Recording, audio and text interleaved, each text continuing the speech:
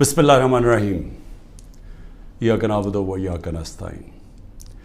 میرے پاکستانیوں، آج میرے اوپر 2 اور کیسز ہو گئے ہیں۔ میں 150 تو کراس کر ہی چکا تھا۔ 6 کیسز جب میں جیل کے اندر تھا، جب میں نظر بند تھا، اس وقت میرے اوپر 6 اور کیسز کیے گئے اور آج 2 اور کیسز آ گئے ہیں۔ لیکن میں صرف یہ جو کوئٹہ کا کیس ہے، میں ذرا صرف اپنی قوم کو بتانا چاہتا ہوں کہ یہاں کس طرح کا مذاق ہو رہا ہے۔ یعنی اس ملک سے جو کیا جا رہا ہے سارے انصاف کے نظام سے، مجھے حیرت ہوتی ہے کہ ہم نے ابھی کتنا اور نیچے گرنا ہے۔ یعنی کوئی ہمیں اس چیز کا اندازہ نہیں ہے کہ جو حکومتیں چلتی ہیں ان کی وہ چلتی ہیں جس کو انگریزی میں کہتے ہیں مورل اتھارٹی، اخلاقی قوت پہ حکومتیں چلتی ہیں۔ اور جمہوریت تو چلتی اخلاقی قوت پہ ہے، کیونکہ جمہوریت کے پاس تو فوج نہیں ہوتی۔ جدھر سے ہم نے یہ سسٹم لیا ہے، یہ جو پارلیمنٹری ڈیموکریسی کا ہے، وہ برطانیہ ہے۔ برطانیہ کے اندر صرف ان کی اخلاقیات دیکھ لیں کہ ان کا پرائم منسٹر بورس جانسن جو بھاری اکثریت سے جیتا تھا، صرف ایک چیز کے اوپر کہ جی اس نے کرونا کے دنوں میں جب سوشل ڈسٹنسنگ تھی، جب لوگوں کو کہا تھا اکٹھے نہ ہو، اس نے اپنی آفس کے بعد لوگوں کو جمع کر لیا۔ اس کے اوپر ایک پرائم منسٹر بھاری اکثریت سے جیتا ہوا ادھر سے شروع ہوا اور اس کو ریزائن کروایا پرائم منسٹرشپ سے۔ ایک ان کا پرائم منسٹر تھا ہیرلڈ میکملن، اس کا جھوٹ پکڑا گیا، اس کو ریزائن کروا دیا۔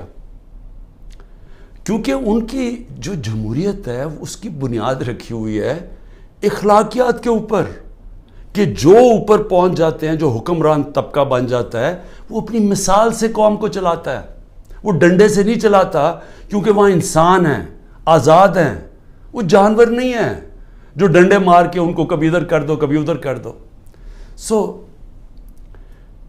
ہم جو آج جدھر جا کے کھڑے ہو گئے ہیں، کیا مجھے بتاؤ کہ ہمیں اندازہ ہے کہ ہم اپنے ملک کو کتنا نقصان پہنچا رہے ہیں؟ کیونکہ جو قومیں ہیں معاشی طور پہ بعد میں مرتی ہیں، پہلے اخلاقی تباہی ہوتی ہے قوم کی۔ پہلے جب ایک قوم امر بالمعروف سے ہٹتی ہے تو ادھر سے اس کی تباہی شروع ہوتی ہے۔ اور جب ان کی بنیاد رکھی جاتی ہے عظیم قوموں کی، تو وہ مدینہ کی ریاست پہ 2 چیزوں پہ رکھی گئی تھی: عدل اور انصاف، اور انسانیت، اور انسانیت کے ساتھ امر بالمعروف، سچ کے ساتھ، حق کے ساتھ کھڑے ہو، بدی کے خلاف ہو۔ موریلٹی کے اوپر، اخلاقیات کے اوپر قوم کی بنیاد رکھی گئی تھی۔ تو یہ کیس کیا ہے؟ اب یہ ذرا جو لیٹسٹ میرے پہ کیس ہوا ہے، مجھے تو یہ پتہ ہی نہیں تھا، کیونکہ میرے پاس اتنے کیسز ہوئے ہیں، مجھے تو اندازہ ہی نہیں کہ کون سا کیس کون سا ہے۔ مجھے صرف اتنا پتا ہے کہ بلوچستان میں کسی نے کیس کیا ہوا ہے، اور وہ ایسا فولش کیس ہے کہ اس کی کوئی حیثیت ہی نہیں ہے، اس کے اوپر میں نے کبھی توجہ ہی نہیں دی۔ وہ کیس کیا ہے؟ قاسم سوری رولنگ دیتا ہے کہ جناب یہ مراسلہ، یہ جو سائفر آیا ہے وہاں سے، اس کے ہوتے ہوئے بیرون ملک کی مداخلت ہوئی ہے ہمارے افیئرز میں، اور اس میں لکھا ہوا ہے کہ عمران خان کو عدم اعتماد میں شکست ہو۔ یہ مراسلے میں لکھا ہوا ہے، جو کہ وہ ڈونلڈ لو اور ہمارے ایمبیسڈر کے بیچ میں بات چیت ہوئی، جو کنفرم کیا گیا پاکستان کی سیکیورٹی کونسل نے۔ پھر جب شہباز شریف بنا پرائم منسٹر، پھر سیکیورٹی کونسل میں ایمبیسڈر کو، اسد مجید کو بلایا گیا۔ اس نے بیٹھ کے کہا کہ ہاں یہ مجھے ڈونلڈ لو نے کہا تھا کہ عمران خان کو ہٹاؤ پرائم منسٹرشپ سے، اور یہ عدم اعتماد میں اس کو فیل کرو۔ اور ابھی عدم اعتماد درج نہیں کی گئی تھی اسمبلی کے اندر۔ تو قاسم سوری نے اس کو سامنے رکھتے ہوئے کہا کہ اس کے مراسلے کے ہوتے ہوئے میں یہ نہیں اس وقت آگے اسمبلی کو بڑھنے دیتا۔ اس کے اوپر میں نے اسمبلی ڈیزالو کر دی اور میں نے الیکشنز کال کر دیے۔ اب یہ آدمی کہہ رہا تھا کہ وہ جو الیکشنز میں نے کال کیے ہیں اس کے اوپر آرٹیکل 6 لگنا چاہیے، تو سپریم کورٹ نے تو پہلے ہی رولنگ دے دی تھی. انہوں نے تو اس کا صرف قاسم سوری کا جو رولنگ تھی اس کو انہوں نے ان لافل ڈکلیئر کر دیا. لیکن میں نے تو اس رولنگ کے اوپر فیصلہ کیا تھا کہ اسمبلی ڈیزالو ہونی چاہیے اور الیکشن اناؤنس کر دیتا ہوں. تو میرے اوپر تو کچھ تھا ہی نہیں, تو کیس میں تو کوئی حیثیت ہی نہیں تھی. اس آدمی کا وکیل کا قتل ہوتا ہے, فیملی ساری کہتی ہے کہ خاندانی دشمنی تھی, اس پہ قتل ہوا ہے. وہاں پہنچ جاتے ہیں, یعنی وہ پتہ چلتا ہے کہ 9:30 بجے اس کا قتل ہوتا ہے. 4 گھنٹے کے اندر لا منسٹر پریس کانفرنس کر دیتا ہے کہ عمران خان اس میں ملوث تھا. 4 گھنٹے. کبھی سوچیں کہ کوئی قتل ہوا ہے, کوئی انویسٹیگیشن ہوتی ہے, کوئی پتہ چلتا ہے, وہ 4 گھنٹے میں کہتا ہے عمران خان اس کے اندر ملوث ہے.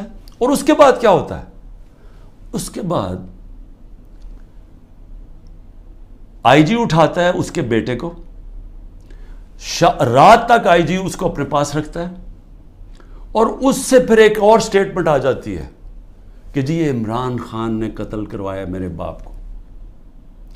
اب پہلے میں یہ سمجھنا چاہتا ہوں کہ عمران خان نے کتنے اپنے زندگی میں قتل کروائے ہیں. 150 سے اوپر تو میرے اوپر کیسز ہیں, تو کیا میں ادھر بھی کسی کو قتل کروانے کے چکر میں ہوں؟ اور وہ کیس جس نے آگے بڑھنا ہی نہیں تھا, جو میرے وکیلوں نے بھی کہا کہ جس نے کس طرح آرٹیکل 6 میرے اوپر لگا سکتے تھے, جبکہ سپریم کورٹ نے رولنگ دے دی تھی اس پہ, تو میرے اوپر تو وہ ہو ہی نہیں. اور پھر آرٹیکل 6 کا جو ہوتا ہے یہ گورنمنٹ کرتی ہے, یہ کبھی انڈیویجول نہیں کرتا. تو یہ وہی ایک ان میں سے کیسز تھے جنہوں میں ان میں مجھے پھنسایا ہوا تھا. اب یہ سوچے کہ اس کے اوپر میرے اوپر انہوں نے 302 کا مقدمہ کر دیا اور میرے اوپر قتل کا کیس کر دیا. واضح ہے, مجھے نظر آ رہا ہے کہ کیا کرنا ہے. اتنے زیادہ کیسز ہیں, میں اب اسلام آباد جانا ہے کل, کوئی 16 کیسز کے اوپر میں نے بیل لینی ہے. 16 کیسز کے اوپر. کبھی کسی اور پولیٹیکل لیڈر کے اوپر کبھی ایسا ہوا ہے؟ مجھے بتائیں. ان لوگوں نے جنہوں نے 30 سال سے ملک لوٹ رہے تھے کہ میں تو جیل کے لیے تیار ہوں اور ہر چیز کے لیے تیار ہوں, لیکن میں کبھی اس ظلم اور اس طاقت کے حکمرانی کے سامنے کبھی نہیں جھکوں گا.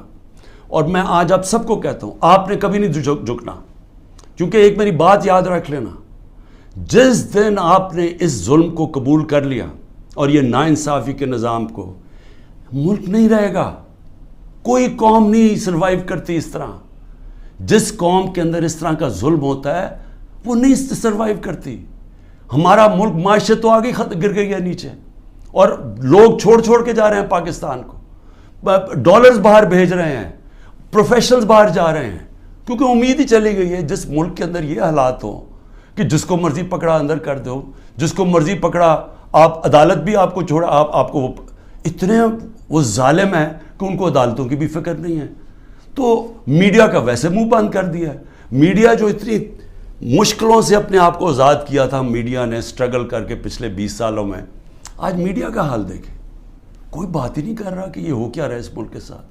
سو اس لیے میں اپنی ساری قوم کو پھر سے یہ پیغام دینا چاہتا ہوں کہ میں آخری سانس تک اس ظلم کے نظام کا مقابلہ کروں گا. جب تک میرے ملک میں حقیقی آزادی نہیں آئی, میں اس کی جد و جہد کروں گا. جو مرضی کر لیں, جیلوں میں ڈالیں, جو مرضی کریں, دھمکیاں دیں. سیکیورٹی میری ساری لے لی ہے. جو میرا سیکیورٹی کا جو چیف تھا کرنل آصف, وہ غائب ہوا ہے. جو گاڑیاں تھیں, جو سیکیورٹی کی 2 گاڑیاں ساتھ جاتی تھیں, ان کو پولیس اٹھا کے لے گئی ہے. یہاں سارا جو ہمارے ساتھ جو احمد نیازی جو بھی لوگ تھے سب چھپے ہوئے ہیں, کیونکہ ان کے اوپر FIRs کر دی ہیں. اور پھر یہ سمجھتے ہیں کہ شاید اس کی وجہ سے میں ان کے پاس جاؤں اور کہوں کہ جی مجھے معاف کر دو کہ میں نے آزادی کی بات کی تھی, مجھے معاف کر دو. اور میں آپ قوم کو بھی کہنا چاہتا ہوں, کبھی نہ اس نظام کو قبول کرنا. جس دن آپ نے اس کے سامنے اپنا سر جھکا دیا, آپ کا کوئی مستقبل نہیں رہے گا پاکستان میں. پاکستان زندہ باد.